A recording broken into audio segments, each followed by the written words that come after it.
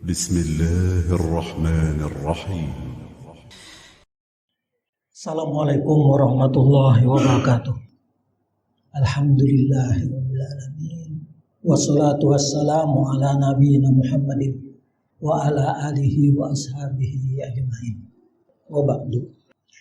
Bapak, Ibu, dan adik-adikku sekalian yang terhormat, karena tadi kita memulai dengan ayat-ayat Al-Quran, ingin kita juga mengetahui kandungan isi dari Al-Quran itu, mengenalnya.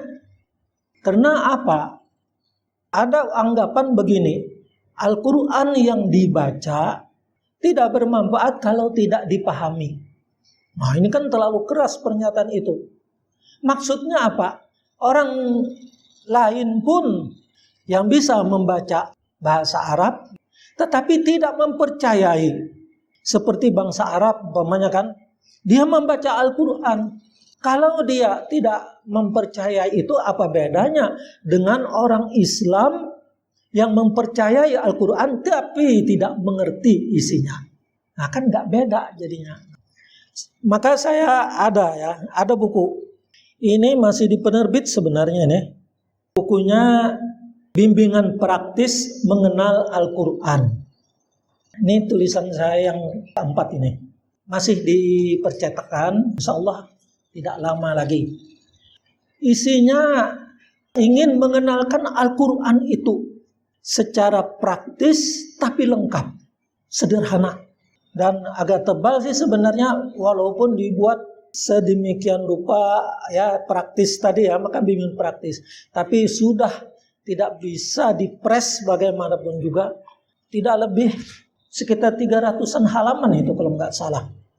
Nah, apa isinya? Pokoknya mengenal Al-Quran. Dimulai dari mengenal Al-Quran. Tapi kalau masalah bacaan tidak ya, masalah tajwidnya tidak di situ. Tapi mengenalkan Al-Quran supaya kita tahu, sehingga mendalam pada diri kita. Dimulai dengan kenalnya terhadap berapa hurufnya. Memang berbeda kan orang menilai. Ada yang sekian ratus ribu. Berapa kalimat di dalam Al-Quran. Kemudian berapa ayat dalam Al-Quran. Setelah ayat, ada lagi. Al-Quran itu dibuat orang agar mudah membaca. Bagi yang menghafal lebih bagus lagi. Dengan ada istilah ruku. Ruku itu bagian satu topik dalam Al-Quran.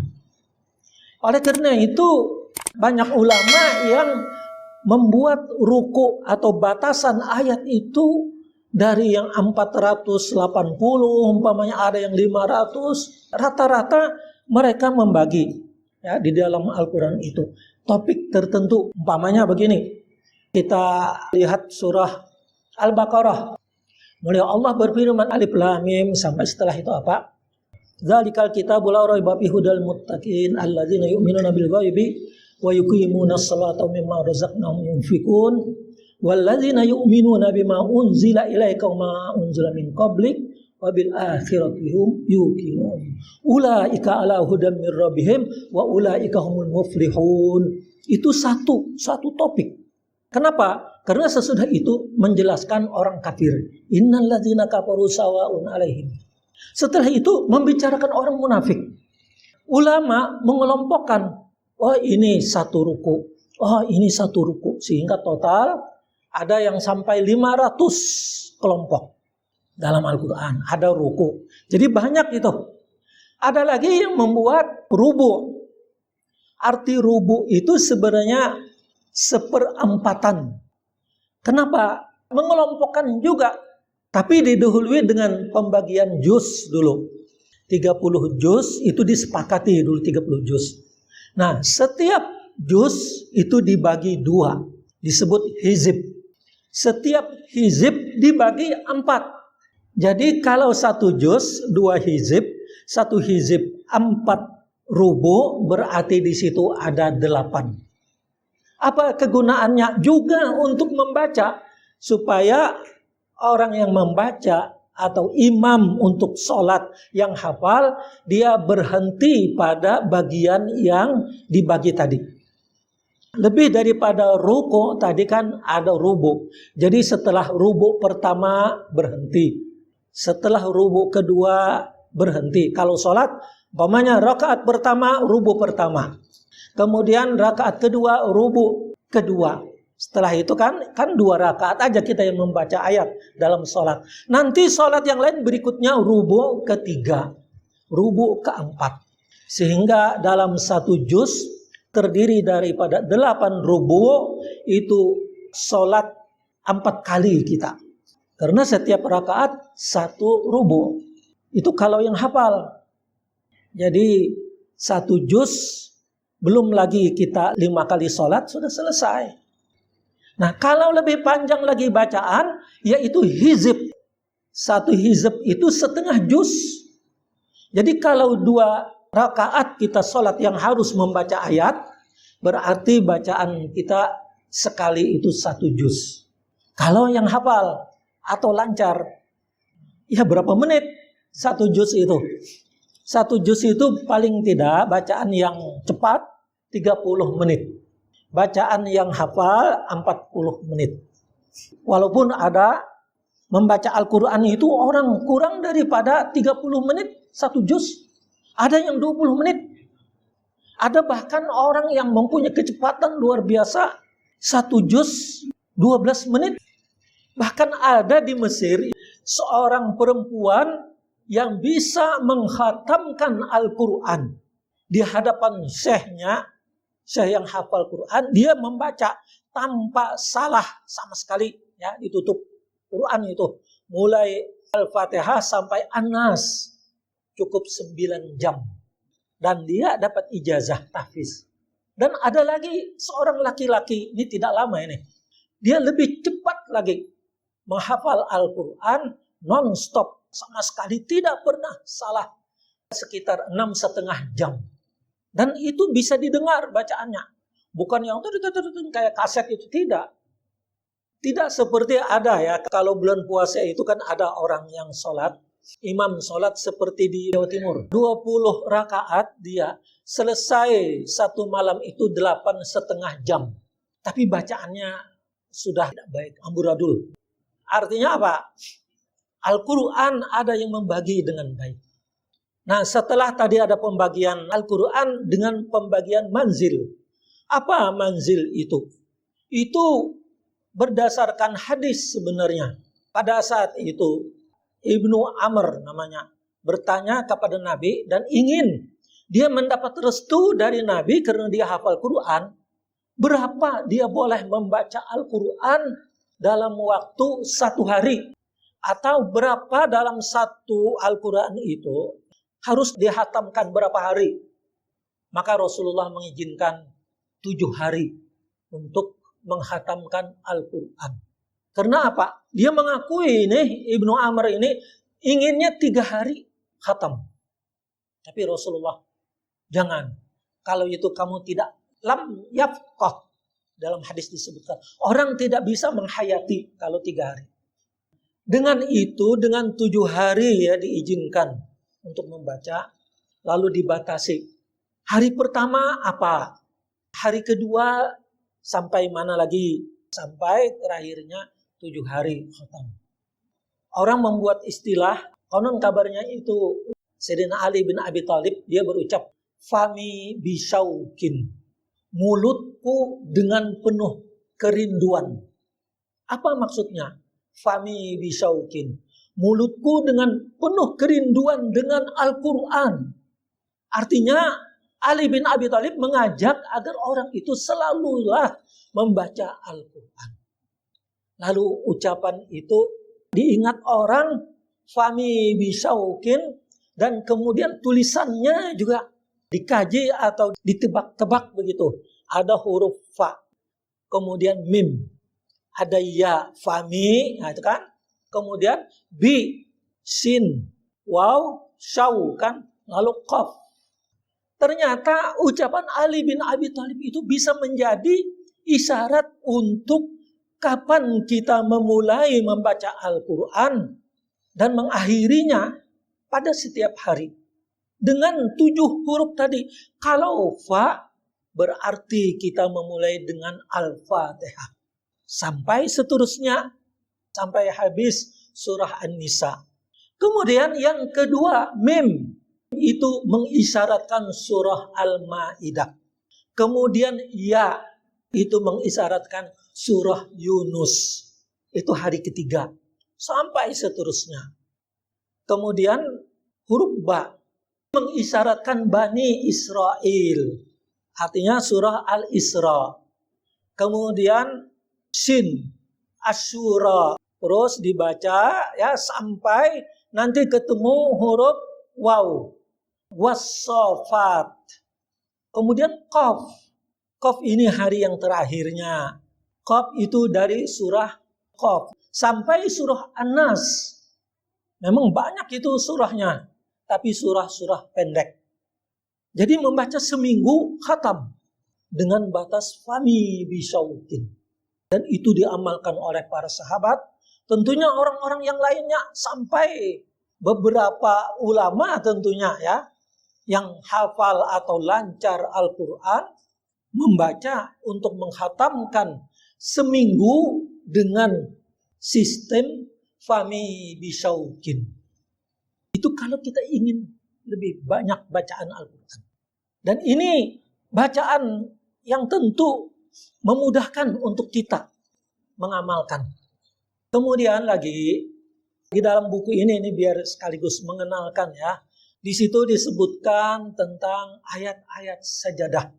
Ayat apa? Surah apa? Dari Al-Quran diurut. Ada 15 di dalam Al-Quran yang kita dianjurkan untuk sujud pada saat membaca ayat itu. Sampai ayat di situ kalau kita dalam keadaan suci, bertakbir menghadap kiblat, Allahu Akbar, sujud. Karena itu perintah di dalam Al-Quran disuruh kita.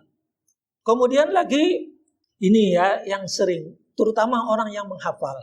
Kerancuan untuk meneruskan ayat sesudah mafatihus suwar, sesudah huruf-huruf yang jadi ayat. Di dalam Al-Quran, di situ ada alif lam mim kan gitu. Umpamanya kita suruh lanjutkan alif lam mim, itu kan tidak satu dalam Al-Quran. Bisa Al-Baqarah, bisa Ali Imran, bisa As-Sajadah. Maka perlu kita melihat, mengingatlah sebaiknya setiap ayat yang ada huruf-huruf tadi, Allah membuat ada alif lam mim, ada alif lam ra, ada hamim. Hamim itu bahkan 7 bersusun secara urut. Setelah hamim itu apa? Jadi totalnya Al-Quran yang memulai dengan ahruful muqata'ah, huruf-huruf yang berpotong itu tadi ya satu-satu, ada 29 surah di dalam Al-Quran. Maka untuk lebih mengenalnya, disitulah saya berupaya menyusun, saya sebutkan. Oh ini, dan sebagainya. Dan huruf itu, ini perlu diketahui, huruf itu adalah rahasia dari Allah. Ada yang mengatakan itu nama-nama Allah itu.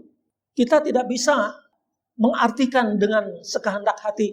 Bahkan walaupun dilihat setelah ayat itu ada umpamanya menyebut Nabi umpamanya kan, tapi dengan bahasa kedua. Seperti apa? Toha ma anzalna alaikal qur'ana litashqa. Toha, tidaklah kami menurunkan Al-Quran kepadamu wahai Muhammad agar kamu itu menjadi orang yang menderita. Illa tazkiratan liman yakhsha. Tapi justru sebaliknya. Artinya membahagiakan. Menjadi orang yang takwa. Nah, di situ kan sesudah Toha mengisyaratkan Nabi. Tapi tidak boleh diartikan Toha itu artinya Nabi. Atau Yasin juga.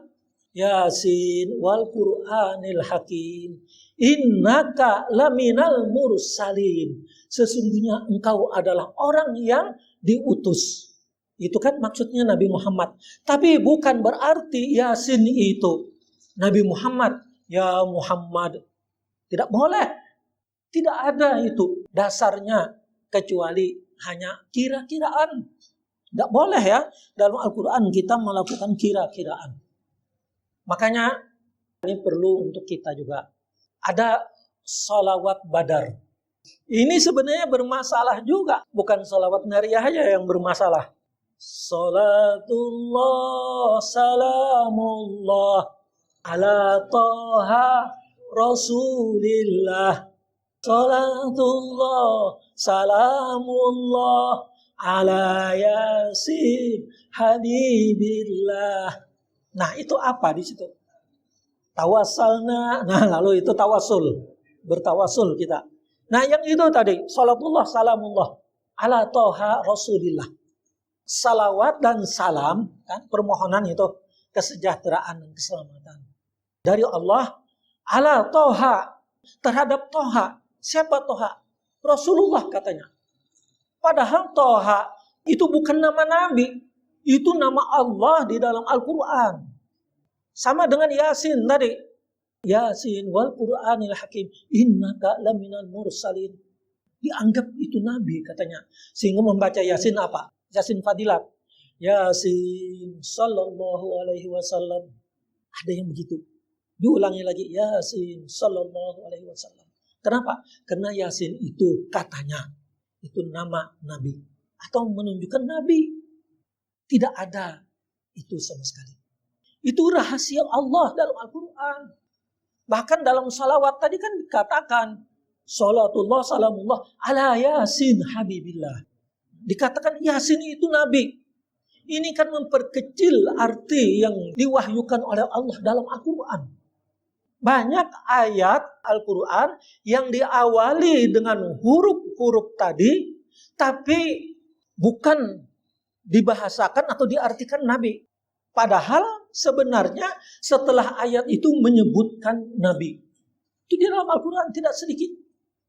Contohnya surah Ali Imran. Alif Lam Mim. Allahu la ilaha illahu wal hayyul qayyum. Nazzala alaika. Ini diturunkan untukmu. Kenapa tidak disamakan seperti Yasin? Yasin itu adalah karena di situ kamu itu Muhammad. Yasin itu artinya Muhammad. Tapi Alif Lam Mim surah Ali Imran, kenapa? Nazzala alaikal kitab, telah diturunkan untukmu Alkitab. Itu kan mu itu siapa? Nabi Muhammad. Kenapa tidak dikembalikan kepada Alif Lam Mim itu, bahwa Alif Lam Mim itu adalah artinya Muhammad? Kan begitu kalau menurut yang mengartikan tadi, bahwa Toha itu adalah artinya Muhammad, Yasin artinya itu Muhammad. Oleh karena itu bagi kita, Al-Quran dengan memulai huruf-huruf itu, kita pahamilah bahwa itu wahyu Allah yang kalau artinya sifatnya adalah rahasia dari Allah. Sebagai bukti keagungan dari Allah. Sebagai bukti juga memang Al-Quran itu diturunkan oleh Allah dalam bahasa Arab. Menggunakan huruf-huruf Arab. Jadi tidak perlu diartikan. Cukup kita. Allahu a'lamu bimuradih. Hanya Allah yang mengetahui maksudnya. Ada yang menyebutkan Imam Al-Baihaqi. Beliau ada menulis Al-Asma was Sifat. Bukunya tebal. Kata beliau, huruf-huruf yang diawali pada beberapa surah yang 29 tadi, seperti Yasin, Toha, Qaf, Nun, Shad, Hamim, itu adalah nama-nama Allah yang sifatnya rahasia karena keagungannya. Jadi kita hanya mengimani. Nah kemudian Al-Quran terdiri dari 6.236 ayat. Kita ingin memahami dari ayat-ayat itu kan, bagaimana semuanya. Ada yang memang dalam satu surah panjang, seperti surah Al-Baqarah itu terpanjang. Ada lagi yang lainnya, maka disebut As-Sab'ut Tiwal, 7 surah yang panjang. Ada lagi yang istilahnya surah Al-Mi'un yang ratusan, tapi tidak sepanjang yang 7. Ada lagi yang disebut surah-surah yang pendek, nah itu tentu kita ingin memahami. Nah, maka di situ dituliskan surah Al-Baqarah dari ayat 1 sampai ayat 5. Ini contoh. Ini berkenaan dengan orang muttaqin, orang yang beriman. Kemudian surah Al-Baqarah ayat 6 sampai ayat berapa? Tentang orang kafir. Kemudian surah Al-Baqarah ayat selanjutnya tentang orang munafik. Nah, begitulah seterusnya sampai habis 30 juz. Itu di dalam buku itu dijelaskan secara sederhana. Kalau surah-surah pendek, umpamanya diambil mulai Qul huwallahu ahad aja. Ayat ini tentang keesaan Allah, tentang zat Allah yang esa. Kemudian Qul a'udzu birabbil falaq tentang apa? Qul a'udzu birabbin nas tentang apa? Nah, tujuannya ya ini supaya kita tahu, mengantisipasi dari tuduhan orang yang mengatakan apabila membaca Al-Quran tidak mengerti, tidak paham, maka sia-sia. Memang ada benarnya kan? Wahyu Allah diturunkan untuk kita tahu. Nah, jadi di situ diupayakan 30 juz itu dikelompokkan. Ada 5 ayat ini tentang apa? 5 ayat ini tentang pernikahan. Ini ada yang 2 ayat, ada yang 3 ayat, ada yang bahkan 1 ayat ini tentang apa. Dari itulah upaya untuk menjelaskan. Akhirnya buku itu jadi sampai 300-an halaman. Ya mudah-mudahan ini cepat begitu ya diselesaikan oleh penerbit dan mudah disebarkan untuk kemaslahatan, untuk dakwah. Tapi untuk buku ini insya Allah ya nanti kita bisa sambil mengaji, sambil memahami, mengerti, dan mengetahui dari ayat Al-Quran. Nah mudah-mudahan ya apa yang diucapkan oleh Ali bin Abi Thalib tadi, Fami bisyaukin, mulutku selalu rindu dengan Al-Quran, walaupun tidak harus kita membagi menjadi 7 kelompok untuk 7 hari, ya tidak bisa 7 hari, 17 hari.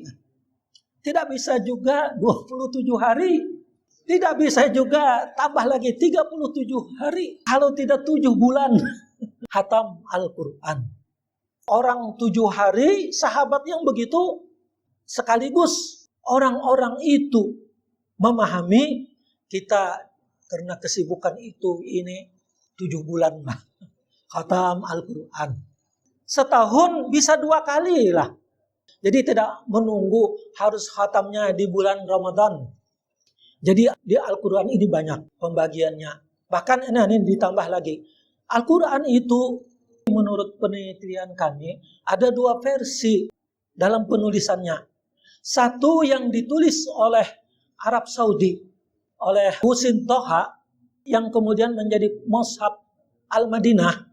Itu dia menulis setiap halaman 15 baris. Dengan demikian, maka setiap juz Al-Quran terdiri dari 10 lembar atau 20 halaman. Nah ini kalau kita menggunakan sistem yang seperti Quran Madinah, ini lebih mudah untuk membacanya. Kenapa? Terdiri dari setiap 1 juz 20 halaman. Nah jadi bisa kita mendeteksi gitu, enak. Oh umpamanya mau 10 halaman. Nah berarti begitulah, mudah kalau mencari apakah. Nah setiap halaman 15 baris. Maka setiap halaman di atas itu awal ayat, di bawah akhir ayat. Nah jadi kalau Al-Quran 30 juz berarti 600 halaman. Tapi karena ada penulisannya agak ada lebih ya. Jadi 604 halaman. Karena surah yang terakhir 30 itu dia menulis 22 halaman. Surah yang pertama 21. Ada lagi yang sekarang menjadi Quran disebut dengan cetakan yang Kemenak Mushaf standar. Sudah ditetapkan setiap halaman ditulis 18 baris. Standar itu juga mengambil dari tulisan orang Syria. Sehingga 18 baris, 16 halaman. Jadi jumlahnya 500 berapa halaman. Bentuknya ya juga seperti disebut Quran pojok. Di atas awal ayat, di bawah akhir ayat. Maka berbeda itu ya, apabila menggunakan Quran yang cetakan Arab Saudi, ya, Quran Madinah, dengan Quran yang dicetak oleh Indonesia, itu halamannya berbeda. Dan tentu juga lembarnya. Makanya ya, Ustadz Adi Hidayat seringkan bicara gini. Dalam Al-Quran, surah ini, ayat ini, posisinya di pojok sebelah mana? Ayat oke, benar kan? Surah mungkin oke, ayat berapa? Tapi posisi itu tidak sama. Quran mana yang dia pakai Ustadz Adi Hidayat dengan Quran yang kalau kita cek, oh nyatanya beda. Maka mungkin sebaiknya Adi Hidayat tidak perlu menyebutkan posisi ayat itu. Sebutkanlah surah ini ayat berapa, pasti sama semua Al-Quran. Tapi kalau posisinya bagian sebelah kanan, bagian atas atau kiri, kadang-kadang berbeda antara Quran satu dengan yang lain. Kecuali dia menyebut Quran, umpamanya cetakan Arab Saudi itu, atau Quran standar, baru sama. Quran Indonesia pun banyak yang meniru punya Arab Saudi. Karena apa? Karena aplikasinya ada, tinggal itu aja kemudian dikopi lah. Hanya tentu kalau Arab Saudi ini dia menggunakan tulisan Utsmani dan harokatnya. Sehingga berbeda dengan Quran standar. Quran standar kita itu ditulis berdasarkan hijaiyah. Sehingga harokat itu jelas gitu. Terutama orang yang awal. Pamannya gini ya, ini contoh ya. Di Quran Arab Saudi itu huruf ya sukun. Sebelumnya kasrah itu tidak ada tanda. Umpamanya fi, kemudian ya. Ya-nya itu tidak ada tanda. Sama juga waw. Kalau waw sebelumnya dhammah, nah itu kan. U-nya waw tidak ada tanda waw itu sukun. Nah itu ya, itu perlu juga kita tahu begitu ya. Inilah Bapak Ibu sekalian, mudah-mudahan ada manfaatnya untuk kita semua. Semoga Allah Subhanahu wa Ta'ala selalu memberikan rahmatnya kepada kita, memberikan kesehatan dan melindungi kita dari segala bahaya dan bencana. Kita akhiri dengan doa kafaratul majlis. Subhanakallahumma wa bihamdik asyhadu an la ilaha illa anta astaghfiruka wa atubu ilaik. Wa sallallahu ala nabiyyina Muhammadin wa ala alihi wasallam. Walhamdulillahirabbil alamin. Assalamualaikum warahmatullahi wabarakatuh.